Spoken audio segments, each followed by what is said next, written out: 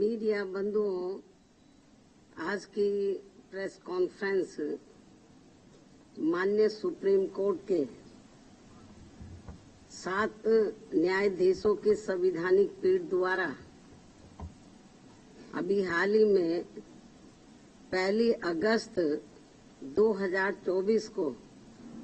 देश में अनुसूचित जाति व अनुसूचित जनजाति के आरक्षण के संदर्भ में जो एक अति महत्वपूर्ण निर्णय दिया गया है, तो उसके संबंध में अपनी पार्टी की प्रतिक्रिया जाहिर करने के लिए बुलाई गई है, जिसमें अनुसूचित जाति व जनजाति के लोगों को पुनः उप वर्गीकृत सब क्लासिफिकेशन अर्थात सब क्लासिफिकेशन किए जाने को मान्यता प्रदान की गई है, जिसको लेकर और भी बहुत सी बातें कही गई हैं। उनसे हमारी पार्टी कतई भी सहमत नहीं है और इस संबंध में माननीय सुप्रीम कोर्ट द्वारा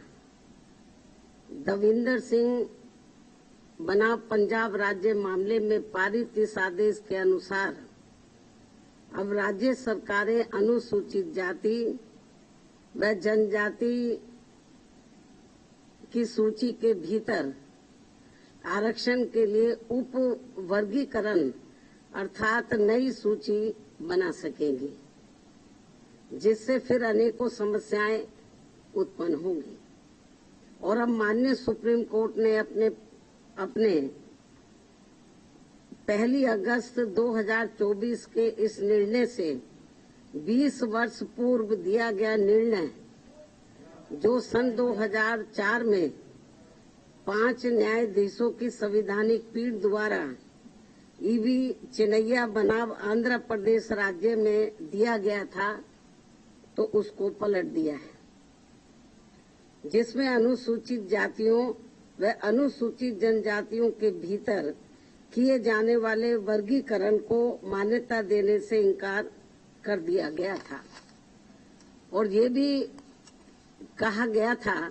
कि अनुसूचित जातियों व अनुसूचित जनजातियों के भीतर उप वर्गीकरण नहीं किया जा सकता है, क्योंकि वे एक ही समरूप अर्थात समान वर्ग में आते हैं।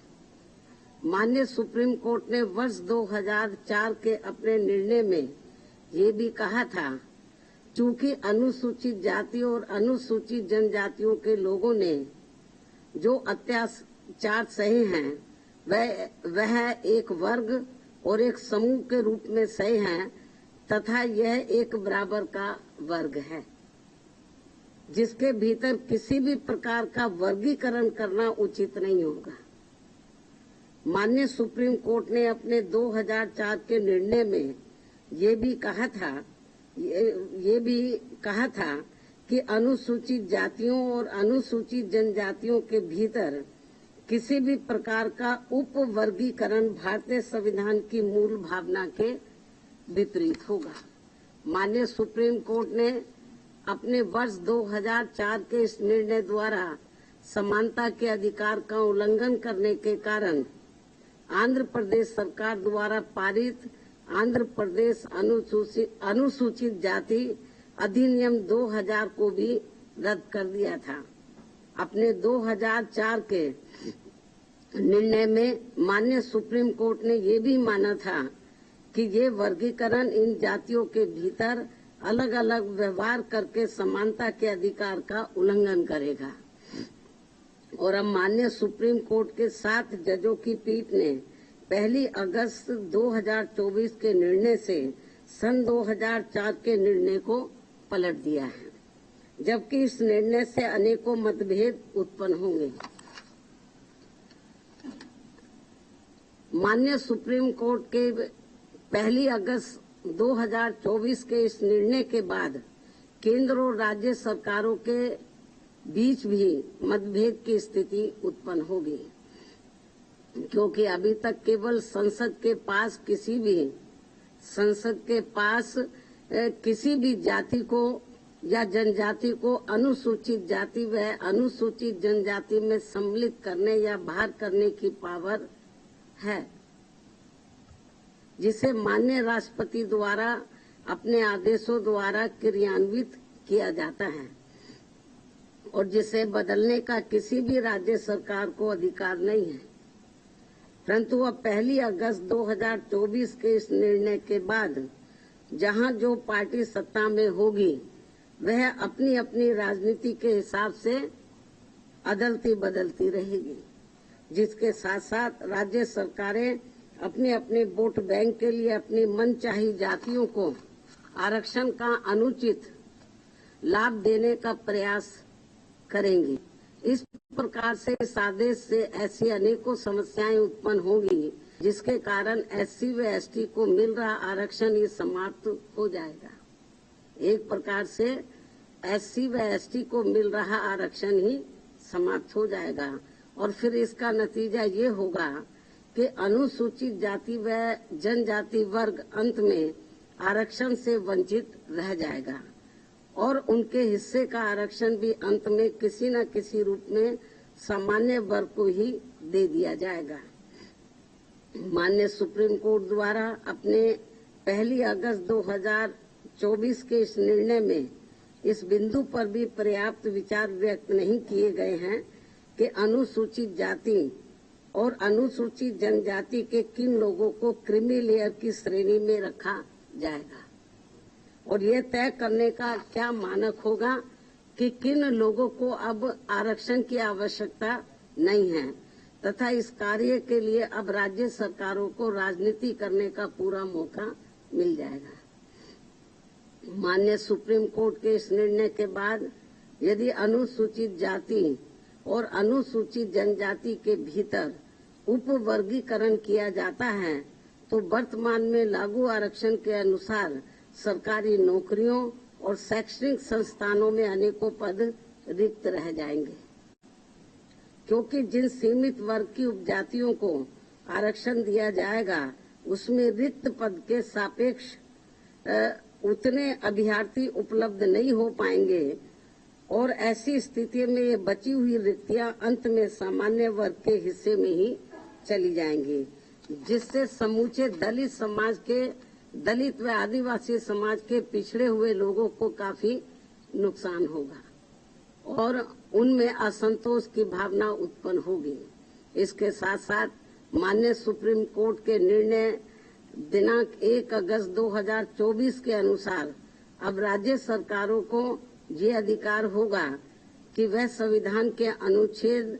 341 व 342 के अंतर्गत माननीय महामहिम राष्ट्रपति के द्वारा घोषित SC व ST जातियों के समूह का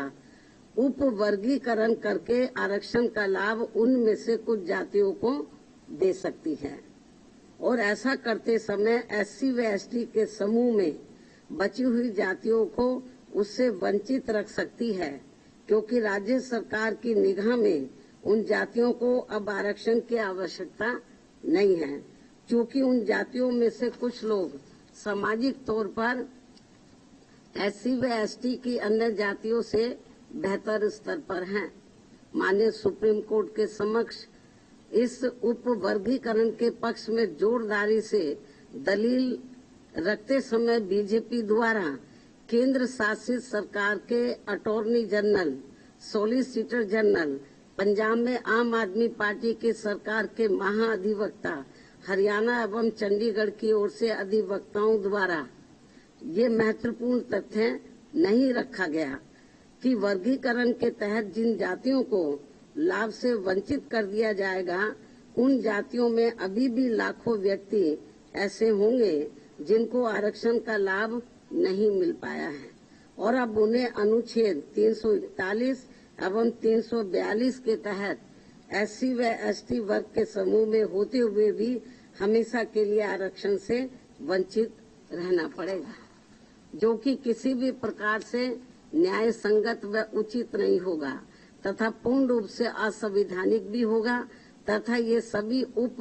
वर्गीकरण वाली जातियां आपस में ही कोर्ट कचहरी अदालतों में वर्षों तक लड़ते रहेंगे और अंत में ये सभी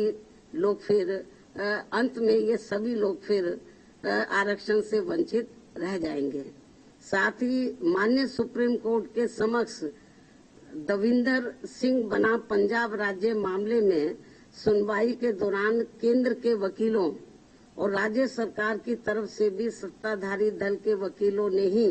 अपना पक्ष रखा है, परंतु माननीय सुप्रीम कोर्ट के 1 अगस्त 2024 के आए निर्णय के बाद अब तक इन सरकारों ने अपना पक्ष स्पष्ट नहीं किया है, जिससे अनुसूचित जाति और अनुसूचित जनजाति के लोगों में माननीय सुप्रीम कोर्ट के निर्णय को लेकर काफी भ्रांति की स्थिति बनी हुई है। माननीय सुप्रीम कोर्ट के समक्ष सुनवाई के दौरान समाजवादी पार्टी के वरिष्ठ राज्यसभा सांसद, जो कि वरिष्ठ अधिवक्ता भी हैं, तथा इनके साथ साथ बीजेपी ने केंद्र में अपनी सरकार की ओर से माननीय अटॉर्नी जनरल व सॉलिसिटर जनरल तथा कुछ राज्य सरकारों के वकीलों द्वारा, उसमें भी खासकर आम आदमी पार्टी की पंजाब सरकार की ओर से पंजाब के एडवोकेट जनरल, हरियाणा एवं चंडीगढ़ में बीजेपी की ओर से उनके वकीलों द्वारा उप वर्गीकरण के पक्ष में तथ्यों को तोड़ मरोड़ कर प्रस्तुत करते हुए बाबा साहब डॉक्टर भीमराव अम्बेडकर द्वारा संविधान सभा में लंबे विचार विमर्श के बाद बनाए गए आरक्षण के सिद्धांतों के साथ छेड़छाड़ करने का कार्य किया गया है, जो कि आरक्षण को पूरी तरह समाप्त करने की मानसिकता के साथ उठाया गया ये गंभीर कदम है। साथ ही माननीय सुप्रीम कोर्ट के 1 अगस्त 2024 के दिए गए निर्णय के बाद अनुसूचित जाति और जनजाति के लोगों के भीतर आपसी द्वेष की भावना बढ़ेगी और समाज में विभाजन की भावना को और अधिक बढ़ावा मिलेगा, जो कि राष्ट्र की एकता और अखंडता पर करारा प्रहार करने जैसा होगा। जबकि अनुसूचित जाति व जनजाति कोई साधारण जाति नहीं है, ये केवल भारतीय संविधान के अनुच्छेद 341 व 342 की अधिसूचना के जरिए अस्तित्व में आई है और ये अनुसूचित जातियों व जनजातियों का एक मिश्रण है और एक बार अधिसूचित होने के बाद फिर ये एक समरूप समूह बन जाता है। साथ ही राज्यों के द्वारा ये उप वर्गीकरण अनुच्छेद 341 एवं 342 के तहत राष्ट्रपति जी की अधिसूचना का उल्लंघन होने के साथ साथ ये पूर्ण रूप से असंवैधानिक भी होगा, क्योंकि कोई भी राज्य सरकार राष्ट्रपति की पावर को खत्म नहीं कर सकता है, क्योंकि ये संविधान के अनुच्छेद 341 भाग 2 एवं 342 का उल्लंघन होगा और इससे हमेशा ये खतरा बना रहेगा कि अनुसूचित जाति व जनजाति को दिया जाने वाला आरक्षण कब खत्म हो जाएगा, जबकि अनुसूचित जाति व जनजाति समुदाय के लोगों का वर्गीकरण का एकमात्र मूलभूत आधार सामाजिक गैर बराबरी अर्थात छुआछूत व जात पात रहा है। ऐतिहासिक तौर पर सामाजिक गैर बराबरी की वजह से ही आरक्षण दिया गया है, तो ऐसे में जाति के आधार पर प्रताड़ना झेलने वाले समुदाय के बीच आरक्षण का बंटवारा करना ये पूर्ण रूप से अनुचित, असंवैधानिक व गलत है, क्योंकि दलितों व आदिवासियों के लिए आरक्षण का उद्देश्य जात पात व छुआछूत की बुराइयों को दूर करना था। साथ ही दिनांक 1 अगस्त 2024 के माननीय सुप्रीम कोर्ट के निर्णय अनुसार अब राज्य सरकारें अनुसूचित जाति व जनजाति का उप वर्गीकरण कर सकते हैं, जो कि असंवैधानिक है एवं उचित नहीं है। इतना ही नहीं बल्कि अनुसूचित जाति एवं जनजाति समुदाय का यह उप वर्गीकरण, जिसे माननीय सुप्रीम कोर्ट ने अनुमति दे दी है, इसे अब राजनीतिक दलों द्वारा राजनीतिक हथियार के रूप में उपयोग किया जाएगा। जहां एक तरफ राजनीतिक दल अपने राजनीतिक उद्देश्यों को पूरा करने के लिए कुछ अनुसूचित जाति व जनजाति वर्गों को हाशिए पर धकेल देंगे और उनके लिए पक्षपात का माहौल बनाकर अपना उद्देश्य पूरा करेंगे, तो वहीं दूसरी तरफ अनुसूचित जाति एवं जनजाति के इस उप वर्गीकरण के कारण काफी पद रिक्त रह जाएंगे और आगे चलकर फिर उन पदों के अनारक्षित श्रेणी में तब्दीली हो जाने की प्रबल संभावनाएं होंगी। अतः जिस मुख्य उद्देश्य के लिए परम पूज्य बाबा साहब डॉक्टर भीमराव अंबेडकर ने संविधान के तहत अनुसूचित जाति एवं जनजाति वर्ग को आरक्षण दिया था, उसी अब एक प्रकार से प्रभावहीन बना दिया जाएगा, अर्थात खत्म कर दिया जाएगा। वैसे भी खासकर बीजेपी, कांग्रेस व समाजवादी पार्टी आदि हमेशा से ही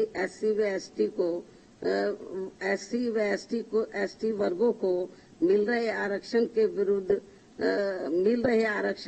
विरुद्ध रहे हैं और इसलिए इनके वकीलों ने उप वर्गीकरण की काफी जोरदारी से कोर्ट के सामने अपनी दलीलें भी रखी हैं और इसे खत्म करने की सिफारिश में ये पार्टियां हमेशा प्रयासरत रहती हैं। समाजवादी पार्टी ने तो संसद के भीतर ही पदोन्नति में आरक्षण संबंधी बिल को ही बीजेपी और कांग्रेस की मिली भगत से फाड़ दिया था, जिसे आज तक केंद्र सरकार संसद में दोबारा नहीं ला सकी है, जिसकी वजह से माननीय सुप्रीम कोर्ट के नागराज के निर्णय के तहत आज तक एससी व एसटी कर्मचारियों को पदोन्नति में आरक्षण संबंधी लाभ से वंचित रहना पड़ रहा है तथा अब इसी प्रकार से इस नए निर्णय दिनांक 1 अगस्त 2024 के तहत अंत में हमेशा के लिए ही इन वर्गों को आरक्षण से वंचित कर दिया जाएगा और इससे फिर बीजेपी, कांग्रेस व समाजवादी पार्टी आदि को आरक्षण खत्म करने के लिए इन्हें संविधान बदलने की भी जरूरत नहीं पड़ेगी। और यही कारण है कि इन पार्टियों ने केंद्र सरकार व राज्य सरकारों की तरफ से उचित पैरवी भी नहीं की है और काफी कुछ उप वर्गीकरण के पक्ष में दलीलें रखी हैं, जिससे कि मौजूदा चल रहे आरक्षण के विरुद्ध निर्णय आए। और यदि बीजेपी के एनडीए व इंडिया अलायंस की सभी पार्टियों की नीयत ठीक होती और वो एससी व एसटी को मिल रहे आरक्षण में छेड़छाड़ आदि करके उसे खत्म नहीं करना चाहते, तो फिर मेरी इन सभी पार्टियों से ये अपील है कि ये सभी पार्टियां इस विषय पर, इस मुद्दे पर देश के समूचे एससी व एसटी समाज के समक्ष अपना पक्ष स्पष्ट करें और इसी चल रहे संसद सत्र में संविधान में उचित संशोधन लाकर ये स्पष्ट करें कि अनुच्छेद 341 व 342 के तहत माननीय राष्ट्रपति द्वारा घोषित एससी व एसटी जातियों के संबंध में भविष्य में किसी भी प्रकार की छेड़छाड़ व उप वर्गीकरण करने का अधिकार किसी को भी नहीं होगा तथा इन सभी जातियों को आरक्षण प्राप्त होने के लिए एक समूह के रूप में ही देखा जाएगा। ये इनको संशोधन संविधान में उचित संशोधन विधेयक इनको लाना चाहिए और ये सब लाकर इनको संविधान की 9वीं अनुसूची में इसको शामिल करना चाहिए ताकि फिर भविष्य में कभी भी जो एससी एसटी का आरक्षण है उसके साथ किसी भी प्रकार का कोई छेड़छाड़ आदि ना हो सके। हालांकि ये जो अब नौबत आई है, ये नौबत नहीं आती यदि इसको बहुत पहले ही संसद द्वारा संविधान की 9वीं सूची में डाल दिया जाता। हमारी पार्टी ने लोकसभा के अंदर भी और राज्यसभा में भी इस मामले को अनेकों बार उठाया है, लेकिन इसको टाल दिया गया क्योंकि जब बीजेपी पावर में रहती है वो भी इसको टाल मटोल करती है। इस मामले को कांग्रेस पावर में रहती है तो वो भी इस मामले को टाल मोल कर देती है। इससे स्पष्ट है कि चाहे कांग्रेस हो, बीजेपी हो या अन्य पार्टियां हो, उनकी वीकर सेक्शन के मामले में, खासकर दलितों व आदिवासियों के मामले में अभी इनकी जातिवादी सोच बदली नहीं है। मुझे नहीं लगता है कि ऐसा कुछ ये पार्टियां कर पाएंगी। इसके साथ साथ मेरी इस देश के सभी अनुसूचित जाति व अनुसूचित जनजाति वर्गों के लोगों से ये खास अपील भी है कि इस समय इस निर्णय से उत्पन्न स्थिति को अपने व अपने बच्चों के भविष्य तथा अपने संवैधानिक अधिकारों को नुकसान होने से बचाने के उद्देश्य से तथा बाबा साहब डॉक्टर भीमराव अम्बेडकर के द्वारा अपने अथक प्रयासों से इन वर्गों को जो संवैधानिक अधिकार दिलाए गए हैं, तो उन्हें खत्म होने से बचाने के लिए इस स्थिति को अपने लिए एक आपातकालीन की स्थिति समझते हुए इन्हें एकजुट होना पड़ेगा तथा मात्र अपने अपने राजनीतिक स्वार्थ व दबाव से प्रेरित न होकर यहाँ सभी राजनीतिक पार्टियों के ऊपर दबाव डालकर उचित संवैधानिक संशोधन लाने के लिए मजबूर करना पड़ेगा। इस खास अपील के साथ ही अब मैं माननीय सुप्रीम कोर्ट से भी ये पुरजोर अपील करती हूँ कि वह देश में SC व ST वर्गों के हितों में अपने 1 अगस्त सन 2024 के दिए गए फैसले पर खुद ही पुनर्विचार करके इसमें मेरी इन सब बातों को खास ध्यान में रखते हुए जरूरी बदलाव लाए, तब्दीली लाए, वरना इन वर्गों में से आरक्षण के पात्र लोगों को बड़ा भारी नुकसान हो जाएगा। इस खास अपील के साथ ही अब मैं अपनी बात यहीं समाप्त करती हूँ। धन्यवाद। जय भीम व जय भारत।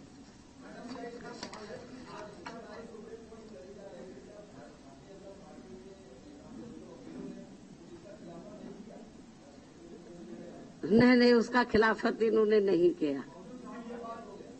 वो पूरा उन्होंने तो बल्कि इस मामले में वो ऐसी दलीलें रखते रहे कि जिससे माननीय सुप्रीम कोर्ट को ये फैसला देने में उनको और मदद मिल गई। चाहे तो कांग्रेस की ओर से वकील खड़े हुए या सरकार की ओर से खड़े हुए हों, इन्होंने एक प्रकार से माननीय सुप्रीम कोर्ट की मदद ही की है इस मामले में। तो इससे जाहिर हो जाता है कि इनकी इंटेंशन सही नहीं है और ये लोग SC और ST को जो रिजर्वेशन मिल रहा है इसको सीधा खुद ना खत्म करके माननीय कोर्ट के जरिए, जुडिशरी के जरिए ये इसको खत्म करना चाहते हैं और इसमें ये लोग काफी हद तक कामयाब भी हो गए हैं और हमारी पार्टी इसको लेकर बड़ी चिंतित है।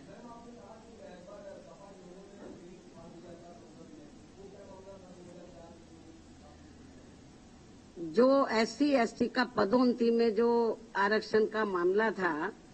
तो वो लगभग खत्म सा हो गया था। उसको प्रभावी बनाने के लिए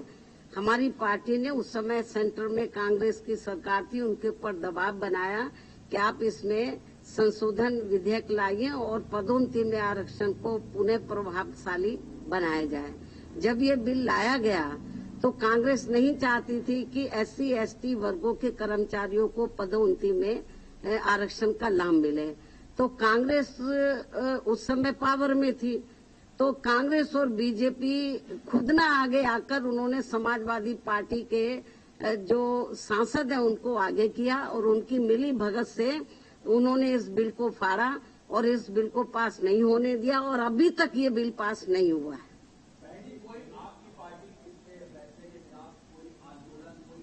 नहीं, अभी आंदोलन मैं आपको जो बताया ना कि हम लोग तो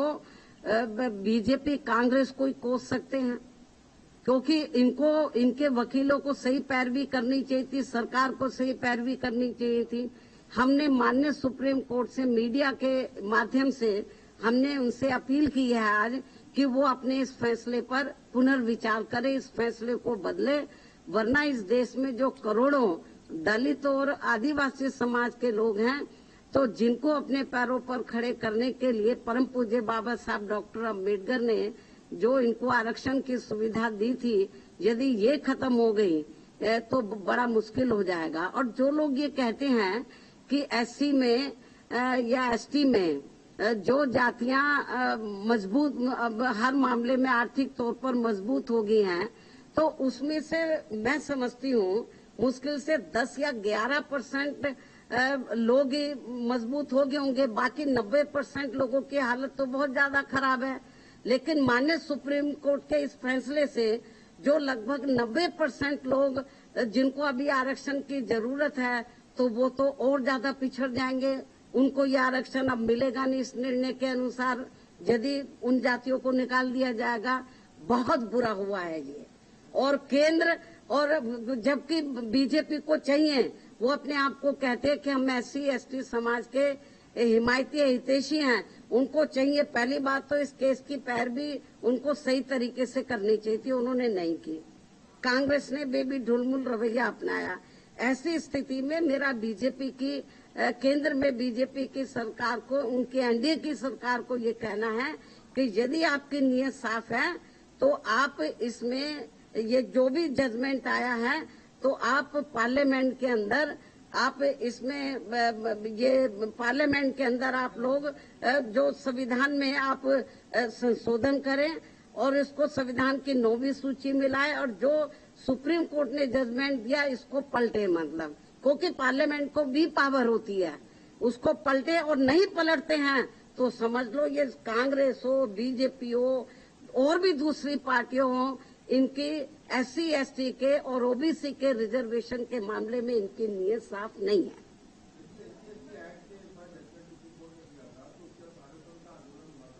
अभी आप रिजर्वेशन की बात करो, विषय को डाइवर्ट मत करो।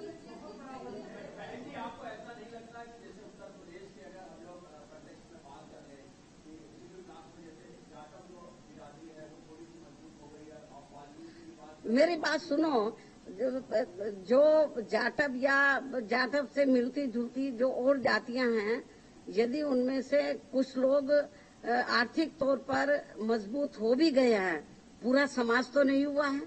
हम ये नहीं कहते कि जो मजबूत हो गए हैं आप क्रीमी लेयर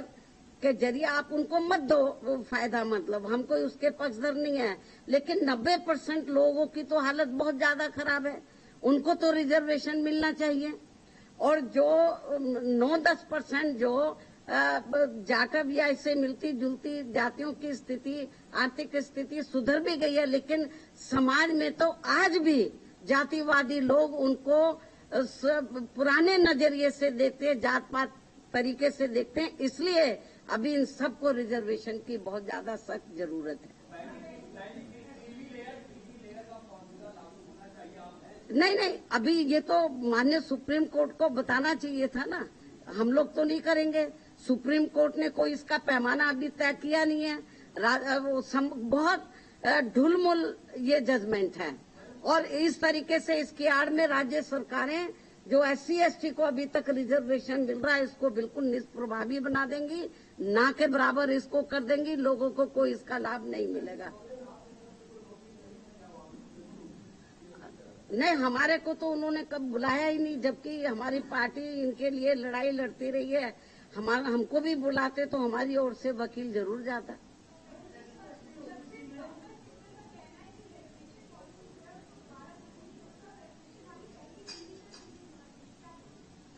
भाई मैं आपको बताया कि ठीक है, आप आर्थिक नहीं, जो SC/ST के लोग हैं इनको जो रिजर्वेशन मिला है, जो शैक्षणिक, सामाजिक और आर्थिक गैर बराबर हैं, इस आधार पर मिला। तो सामाजिक जो दृष्टिकोण है इन वर्गों के मामले में वो अभी लोगों का बदला नहीं है, इसलिए इनको अभी रिजर्वेशन मिलना बहुत जरूरी है। ठीक है भाई, आप लोग तो बार बार एक ही चीज को जिसका जवाब मैं दे चुकी हूँ उन्हीं को ही बार बार पूछ रहे हो। धन्यवाद।